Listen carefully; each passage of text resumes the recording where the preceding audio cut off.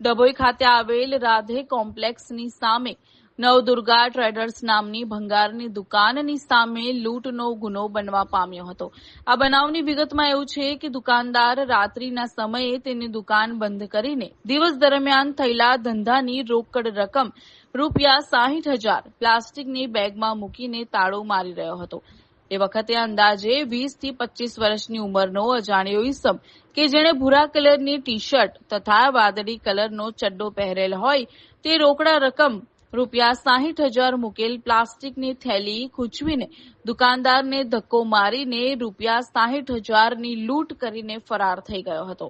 બીજી તરફ આ સમગ્ર બનાવ સીસીટીવી કેમેરામાં કેદ થતા પોલીસે સીસીટીવી કેમેરાના આધારે કેમેરામાં જણાઈ આવેલ શંકાસ્પદ ઈસમ ડભોઈ ટાઉનમાં જ રિદ્ધિ સિદ્ધિ સોસાયટીમાં રહેતા ગોકુલભાઈ વિજયભાઈ વાઘરીની અટકાયત કરી ડભોઈ પોલીસ મથકે લાવવામાં આવ્યો હતો અને લૂંટના બનાવ સંદર્ભે તેની સઘન પૂછપરછ હાથ ધરી છે.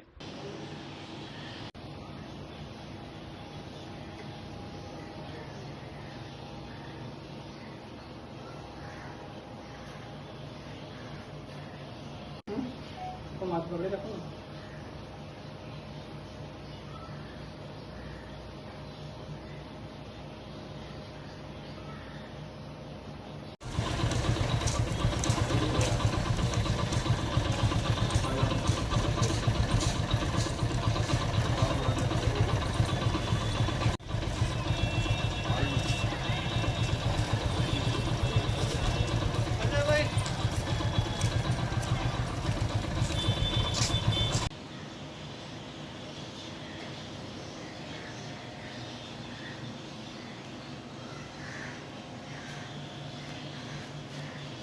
माफ कर देगा